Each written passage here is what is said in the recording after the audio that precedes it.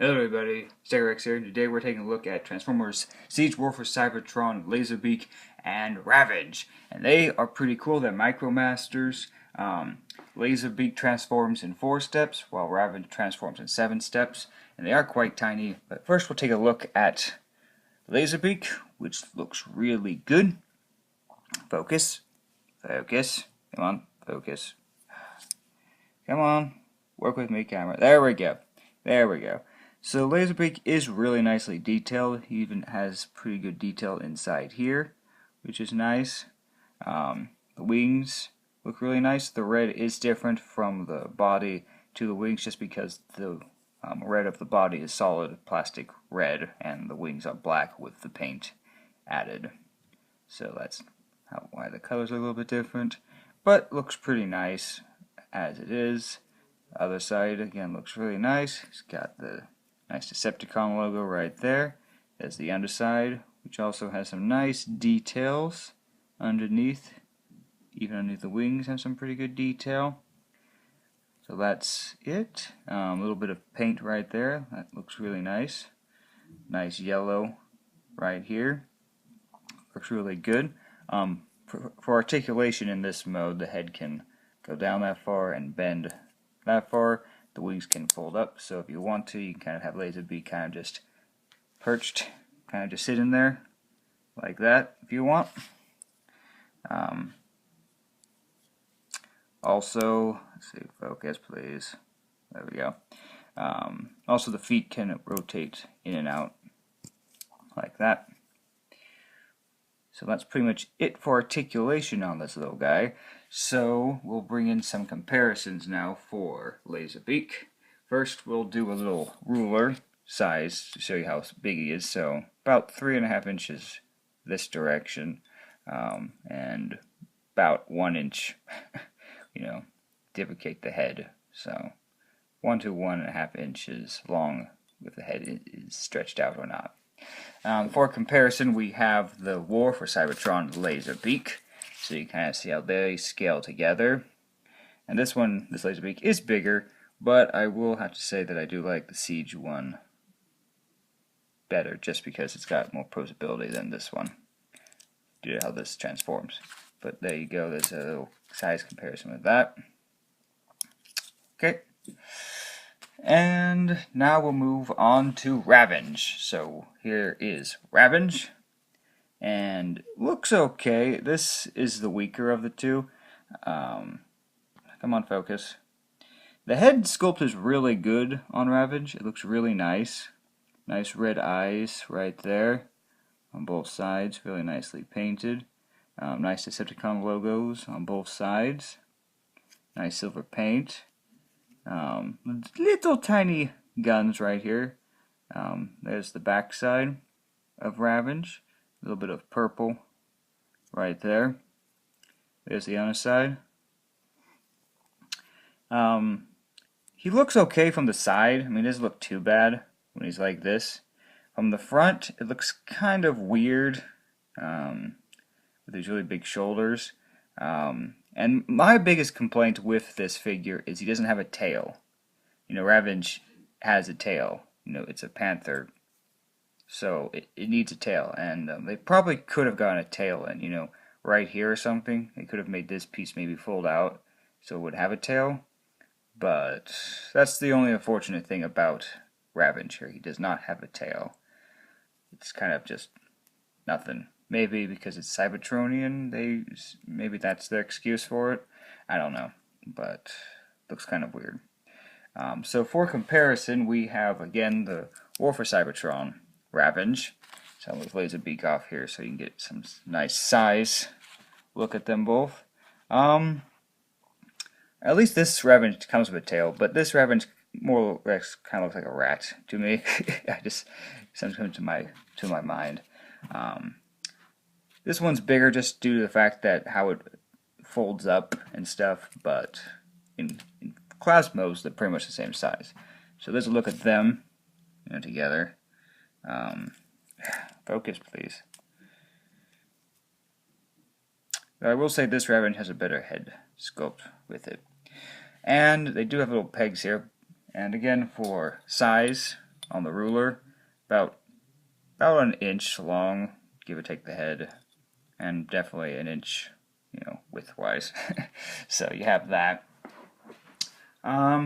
So now for what you can do with Laserbeak here is if you take Megatron, I'll bring up the camera. Whoop. A little too high. Let me just readjust the camera really quick. Yeah, that works. So what you can do here is the directions say pull out the tab. You kind of want to fold the feet down to do this, but you do that, fold the tab, and the directions say just put it in the hand, like so. So you can kind of do that if you want. Though I don't really like how that works. What I like to do is if you fold the feet back, do this, adjust the wings how you want. Position the head, then pull the flap. I don't know why I put that away. And then turn the arm. And then you have this little post on the siege guys, and then you can just post Laserbeak like that. And I like that. That looks really good. I really like that, so you can have Laserbeak actually land on the arm. And if you fold it, it kind of looks like Laserbeak's kind of just perched there, hanging out with Big Megatron. So that's pretty cool. I like that. I like that a lot. Alright, and because I forgot to go over Ravage's articulation, we'll go ahead and do that right now before we get down to transformation. So, Ravage's articulation is head can move up about that far. You can look really far down due to transformation. His back legs can't really move, but these can move about that far. Out, in, that far back. Front limbs can move that far back. And at the feet, they can move a little bit, but that's kind of due to transformation. And you can get some pretty good poses out of him. You can get some pretty good looks. That's probably like the standard look. But you can also get him sitting if you want, so you can kind of get him kind of just chilling. So you can fold down the feet, and you can have him like that, which I do like that. Move the head a little bit more, and there you go. So let's do transformation now. So we'll start with Laserbeak here, and Laserbeak again has the easiest transformation. All you do is you fold this back. Do you hear that click? Take the head, hold straight, fold back the head into that, fold the wings, fold out the feet, and there you go. And again, you have this post here, so if you want, you can take it and post it on a guy for storage if you want. So you can do that. Alright, so there is Laserbeak transform. Now Ravage has, again, a little bit more of a transformation. So what you want to do is take the head, fold it in, rotate. Let's see. This part gets a little confusing for me. I don't know why. Okay, so you rotate these legs like so, right back. And then you want, so this piece right here turns. So you see that? It's going to turn like so, fold in. Then you want to straighten both these legs. And there's a little, let's see, where is it? There's a tab, okay. Yeah, right there. So you want to tab these little sections together, kind of like that. So they don't slip in right there. Same thing with the other side. Turn the limb, tab it in like that. Then you want to take this whole thing and you want to pull it out. It just kind of come undone, but you can just fold it like that.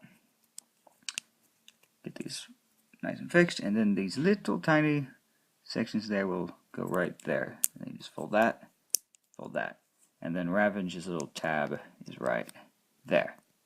So, and that is Ravage and Laserbeak in their little cassette modes.